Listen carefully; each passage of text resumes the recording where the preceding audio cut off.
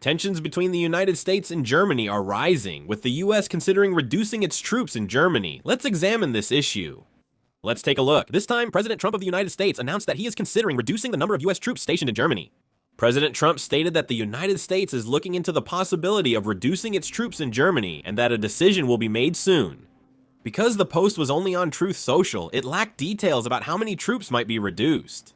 First, let's examine why President Trump made this statement. During the Middle East War, Germany was uncooperative with the United States. They did not actively cooperate with the United States' request and even criticized the US. This is being interpreted as a retaliatory measure. On April 27th, German Chancellor Merz criticized the US, claiming Iran is much stronger than expected and that the US lacks a strong negotiation strategy. This remark was made during an event where he was having a discussion with high school students. In the discussion with the students, Chancellor Merz said that in these kinds of disputes, the problem is always the same. He explained that getting involved isn't enough. You must also know how to exit. Germany learned this painfully in Afghanistan over 20 years, and the same occurred in Iraq.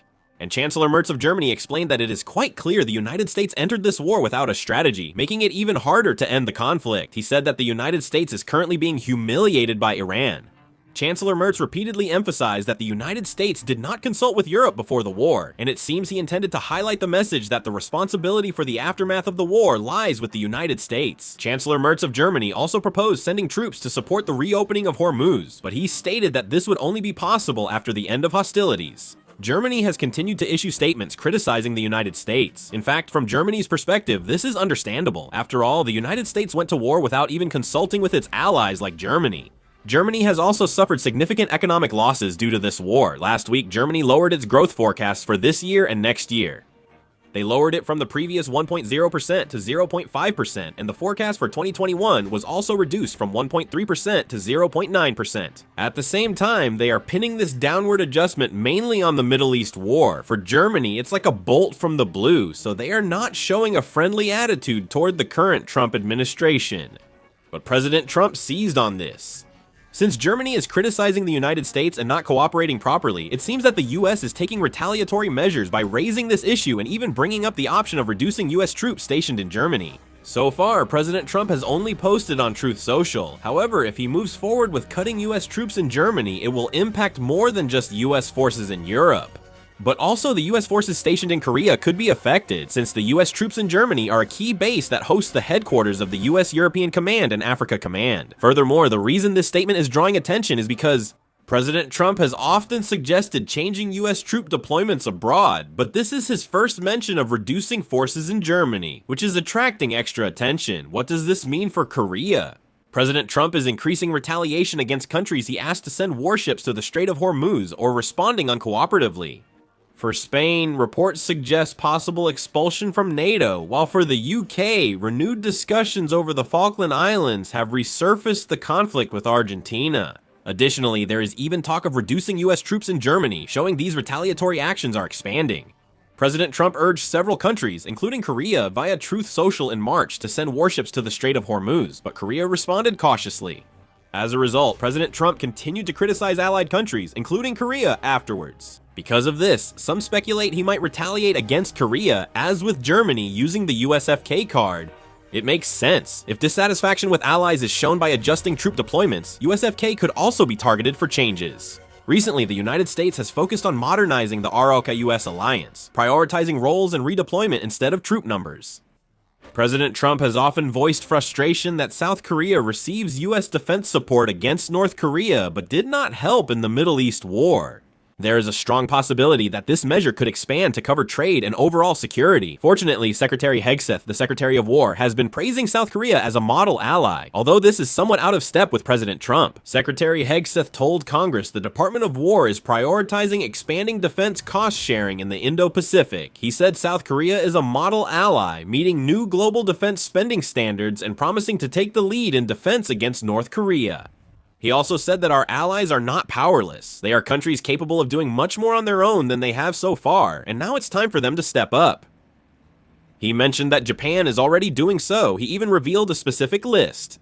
He stated that exemplary allies who are taking the lead, such as Israel, Korea, Poland, Finland, and the Baltic states, will receive our special favor. And as for those allies who are not doing their part for collective defense, he said they will face the consequences. When President Trump wields the stick with harsh words, Secretary of War Hegseth offers the carrot with a softer tone, showing a textbook example of the classic good cop, bad cop strategy. President Trump on Truth Social escalates criticism by accusing allies like South Korea of relying on U.S. security and even suggests withdrawing U.S. troops from South Korea, creating fear. Secretary Hegseth, in a report to Congress, called South Korea a model ally and offered rare praise, creating the impression that South Korea's status is rising among allies. However, behind such praise lies a dangerous trap. The purpose of praising South Korea as a model case is to send a warning to other allies that if they don't open their wallets and contribute militarily as much as South Korea does, they will face retaliation. At the same time, it puts silent pressure on Koreans to accept even harsher conditions in order to maintain their status as the model student. Secretary Hegseth's use of special favor is also quite ambiguous. By defining the security services provided by the United States not as a natural right, but as a favor granted by American goodwill, it implies that this favor can be withdrawn at any time.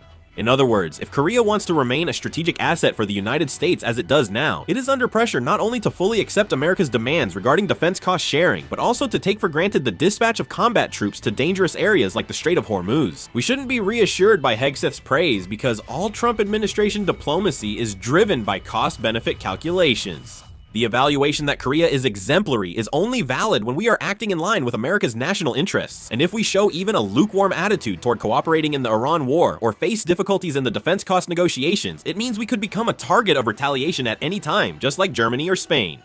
The current praise is a preview of the huge bill we will face in the future, and the United States is operating a meticulous double strategy, using Korea as leverage to pressure NATO countries while at the same time trying to extract greater concessions from Korea. We need to wait and see what happens. Still, since Hegseth, the defense secretary, made that statement, we can't let our guard down. Now let's return to Germany. Europe is now changing direction completely. There is a clear trend of no longer relying solely on the United States, and Germany is at the center of this shift. Germany has officially stated it aims to become Europe's strongest military power by 2039. In particular, the strategy announced this time by the German Ministry of Defense is significant because it is the first large-scale military blueprint since World War II. This shows that they see the current situation as a turning point. The most notable part of this strategy is the definition of threats. Germany has designated Russia as the greatest threat to all of Europe. What's even more important is the timeline. Germany suggested Russia might attack a NATO member before 2029. This is quite an aggressive assessment. It means they see it not just as a possibility, but as a realistic scenario that requires preparation. With this judgment, Germany's military policy is also undergoing a complete change. They are planning to increase their active duty forces to about 260,000, which is much larger than the current size, and they also intend to expand the reserve forces to 200,000. At the same time, equipment modernization is progressing rapidly. The overall upgrade includes tanks, fighter jets, and long-range strike capabilities. In particular, Germany is showing a strong determination to take a central role within NATO. This change isn't just a problem for Germany, it's likely to spread across Europe. Poland, Finland, and the Baltic states are already quickly expanding their militaries. The moment the possibility of the US withdrawing is mentioned, European countries are being pushed into a position where they have to defend themselves. If this trend continues, Europe could become a single large military bloc, which may further increase tensions. Military buildup boosts deterrence, but can also provoke the other side. To Russia, it may seem like NATO is pushing further east. If that happens, the level of military tension will inevitably continue to rise. Right now, Europe is strengthening its defenses, but at the same time, it's also increasing the possibility of new conflicts.